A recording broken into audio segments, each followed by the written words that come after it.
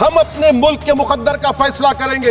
एक गोरा white house में बैठकर भारत की सीज फायर का ऐलान करेगा, ये आपका नेशनलिज्म है। चेयरमैन साहिबा, मैं शुरुआत में अपनी तरफ से ताज़ियत पेश करना चाहूँगा उन 26 लोगों को जिनका नाम पूछकर और मुसलमान नहीं होने के नाते पर उनको गोली मारकर कत्ल कर दिया गया। मैं ताज़ियत पेश करना चाहूँगा मौलाना इकबाल को, जो पूंछ के मदरसुल ज़ियाउल उलूम के मुदर्रिस थे, उस 5 साला लड़की मरियम को जिसको पाकिस्तान की शेलिंग में उसका पेट फट गया। मैं ताज़ियत पेश करना चाहूँगा मैडम ज़ैन अली और उर्वा फातिमा, इन दो जुड़वा भाई बहनों को जिनकी उम्र 14 साल थी। लांस नायक दिनेश कुमार को, बीएसएफ के सब इंस्पेक्टर मोहम्मद इम्तियाज़ को। मैं शुक्रिया अदा करना चाहूँगा कश्मीर की आवाम का कि उन्होंने पहलगाम के वाक़े के बाद मस्जिदों से ऐलान किया मजम्मत का, बग़ैर किसी के बोलने पर रोड पर निकलकर उन्होंने पाकिस्तान से आए हुए दहशतगर्दों की मजम्मत की।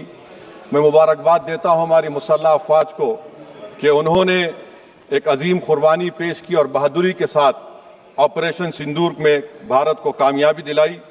मैं मुसल्लह अफ़वाज ने पहले 9 दहशतगर्द ठिकानों पर उनको निशाना बनाया और सबसे मेरी नज़र में जो दहशतगर्दी के दिल पर हमला हुआ वो भावलपुर का था और 6 एयरफील्ड, 3 हैंगर और 2 रनवेज को हमने तबाह किया। बाद में ऑपरेशन सिंदूर की कामयाबी की एक अहम वजह यह थी मैडम कि मुल्क में इत्तेहाद और इत्तेफाक पैदा हो गया था, एक यूफोरिया पैदा हो गया था, मगर अफसोस कि हुकूमत ने उसका फ़ायदा नहीं उठाया। मैं आज भी कह रहा हूँ, जिम्मेदारी के साथ कह रहा हूँ कि पाकिस्तानी फ़ौज, पाकिस्तान की ISI, पाकिस्तान का डीप स्टेट, उनका हयाती मकसद ये है कि हमेशा भारत को कमज़ोर किया जाए और अगर हमको इन ताकतों को कमज़ोर करना है तो देश में इत्तेहाद और इत्तेफाक को बरकरार रखना पड़ेगा। अगर हम बुलडोज़र के ज़रिए या फिर लिसानी जबर के ज़रिए या मजहबी फ़िरक़ा परस्ती के ज़रिए अक़लियतों को निशाना बनाएंगे तो हम खुदा ना खास्ता उन पड़ोसी मुल्क के दहशतगर्द तंजीमों को कहीं कामयाब ना हो जाए। मैडम, मैं आपके सामने ये भी कहना चाहूँगा कि इत्तेहाद और इत्तेफाक इस मुल्क में जब मजबूत होगा तो हमको बैनुल-अक़वामी सतह पर दिखाने की ज़रूरत नहीं पड़ेगी। मैं आपकी तरफ से हुकूमत से चंद सवालात करना चाहूँगा कि वज़ीर आज़म ने कहा कि खून और पानी एक साथ नहीं बह सकते, आतंकवाद और बातचीत एक साथ नहीं हो सकती।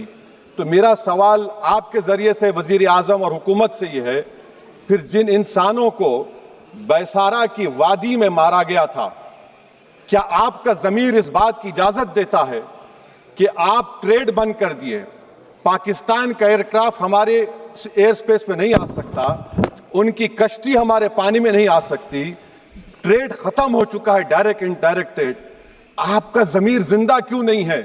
किस सूरत से आप पाकिस्तान से क्रिकेट मैच खेलेंगे जब हम पानी नहीं दे रहे हैं? 80% पानी पाकिस्तान का हम रोक रहे हैं, ये कहकर के पानी और खून नहीं बहेगा, आप क्रिकेट मैच खेलेंगे? मैडम, मेरा ज़मीर तो गवारा नहीं करता कि मैं उस मैच को देखूंगा। क्या इस हुकूमत में इतनी हिम्मत है कि उन 25 मरने वालों को फोन करके कहे कि देखो हमने ऑपरेशन सिंदूर में बदला ले लिया, अब तुम पाकिस्तान का मैच देखो? बड़ी अफसोस की बात है मैडम, अकाउंटेबिलिटी किस पर है? पहलगाम किसने किया? 7.5 लाख हमारी फौज और सेंट्रल पैरामिलिट्री फोर्स है, ये कहां से 4 चूहे घुसकर हमारे भारत के नागरिक को मारे? अकाउंटेबिलिटी किस पर फिक्स होगी? LG पर फिक्स होगी तो LG को बरतरफ करिए, IB पर आती है तो एक्शन लीजिए, पुलिस पर आती है तो एक्शन लीजिए, मगर आप ये समझ रहे हैं कि ऑपरेशन कर दिया और हम खामोश लोग भूल जाएंगे। अकाउंटेबिलिटी फिक्स करना पड़ेगा। मैडम, डिटरेंस आपकी क्या है? आपने सर्जिकल स्ट्राइक किया, आपने बालाकोट किया, फिर ये पहलगाम हुआ, तो आपकी डिटरेंस की पॉलिसी नाकाम साबित हुई, कश्मीर की पॉलिसी नाकाम साबित हुई, 370 हटा दिया आपने एक रियासत को यूटी बना दिया और उसके बावजूद भी दहशतगर्द वहां पर पहुंच गए।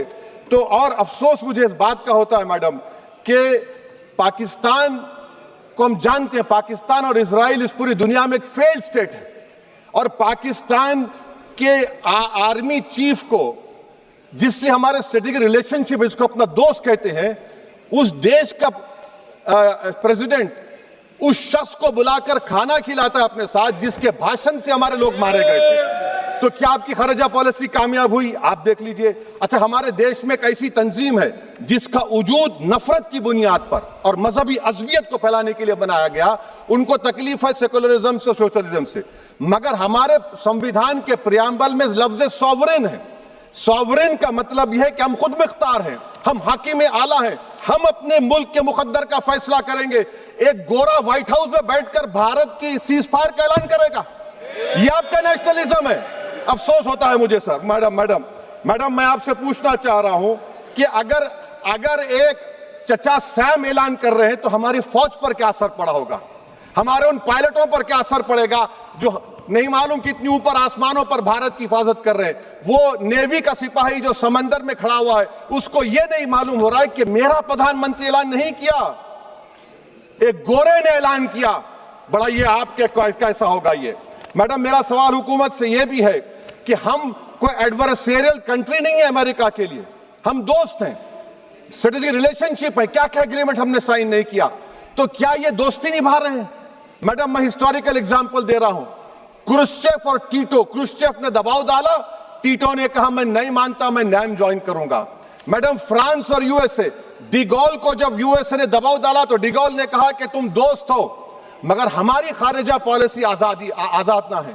मैडम वहीं पर आप देखिए गुजराल साहब, जिसको कहते सबसे कमजोर थे, वजीर आजम थे, उन्होंने बहादुरी का मजारा किया, रिफूलिंग करने नहीं दिया। वियतनाम 20 साल यूएसए से लड़ा मगर झुका नहीं, और हम उनको बोल भी नहीं पा रहे, हम तो कोई दुश्मन मुल्क तो नहीं है अमेरिका के, ये आपको समझने की जरूरत है। और मैडम यहां पर वजीर खारजा ने कहा वो चीन गए, डिप्टी चीफ ऑफ स्टाफ ने कहा कि चीन के इक्विपमेंट एक लाइव लैब था हमारे उनके लिए। क्या आपने कहा चीन को कि तुमने क्यों दिया पाकिस्तान को हथियार? आप नहीं कहे। और मैडम आप जानते हैं कि रक्षा मंत्री ने कहा कि स्विफ्ट एंड प्रोपोर्शनेट, तो फिर जो इंडोनेशिया मिलिट्री अटैचे ने कहा कि हमको कहा गया मत मारो, हम सेल्फ डिफेंस में भी नहीं मार सकते थे पाकिस्तान को। और अगर आप ट्रंप के बयान को गलत कह रहे हैं कि 5 एयरक्राफ्ट नहीं गिरे, मैं यकीन करता हूं आपकी बात का, आप हमारे पायलट्स को कमेंट करिए ना, हमारे पायलट्स को कमेंट करिए कि हम अपने पायलट्स की तारीफ करते हैं, आप वो भी नहीं करना चाहते। मैं हुकूमत से जानना चाहता हूं मैडम कि क्या फ्रांस ने हमको सोर्स कोड नहीं दिया जिसकी वजह से हमारे एयरक्राफ्ट को क्या नुकसान हुआ? अब मुस्तकबिल में आप हथियार खरीदेंगे तो क्या आप सोर्स कोड हासिल करेंगे? और मैडम मैं आपको बताना चाह रहा हूं, मेरे सवाल का जवाब हुकूमत दे, हमारे पास सैंक्शन जो स्क्वाड्रन है 42 है, 60 साल के बाद सिर्फ 29 काम कर रहे हैं। पाकिस्तान के पास 25 हैं, चीन के पास 50 से ज्यादा हैं। 11 साल से आप सरकार में हैं, सबमरीन नहीं है, थर्ड एयरक्राफ्ट कैरियर कहां पर है आप बताइए। और मैडम FATF में लाना पड़ेगा आपको। अगर आप विश्व गुरु हैं तो हम आपको चैलेंज कर रहे हैं, आप G7 के कंट्रीज को, GCC को और चचा सैम को राजी कराइए कि पाकिस्तान को, मैडम खत्म कर रहा हूं, FATF में दोबारा लाया जाए। मैडम ऑल पार्टी मीटिंग हुई, देखिए कितना कॉन्ट्रडिक्शन है केंद्र सरकार में और स्टेट सरकार में। ऑल पार्टी मीटिंग में मैं था, केंद्र सरकार ने कहा कि नहीं, बैसारन मिडोस पर तो कोई जा ही नहीं सकता, जून से पहले इजाजत लेना पड़ेगा। बाद में हमको मालूम हुआ कि साल भर खुला रहता मिडोस सिवाय बारिश और स्नो के। ये कॉन्ट्रडिक्शन है केंद्र सरकार में। वहां पे मैं हुकूमत से मुतालबा करता हूं मैडम आपके जरिए से कि कौमी सिक्योरिटी को, नेशनल सिक्योरिटी को, खारिजा पॉलिसी को, फॉरेन पॉलिसी को राजनीति का मुद्दा मत बनाइए, राजनीति का मुद्दा मत बनाइए। ये हमारे मुल्क में मुफाद होगा, हमारे मुल्क के इत्तेहाद और एकजुटती को आप एक वोट का जरिया मत बनाइए। और मैं एक आखिरी बात पूछ रहा हूं मैडम, क्या चीन ने हमसे कहा था कि सीज फायर कर लो? और कैसे पाकिस्तान ने हमारे पायलट्स की बातों को सुना कि हमारा कम्युनिकेशन एनक्रिप्ट नहीं है?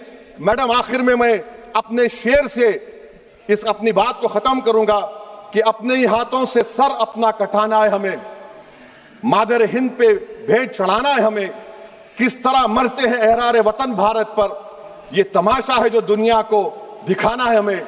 ये मैं भारत की उस बहादुर फौज के नाम पे करता हूं, मुसल्ह फौज के नाम पे करता हूं। ये शेर कहने वाला कोई बीजेपी का नहीं था, ये शेर कहने वाले का नाम शेर था, शहीद अशफाकुल्लाह। मैं फिर से हुकूमत से कह रहा हूं पाकिस्तान टेररिज्म करेगा। आप तैयार हो जाइए। आप चीन से मोहब्बत, कितना इम्बैलेंस हुआ ट्रेड का, कितना इम्बैलेंस हो रहा है चीन से।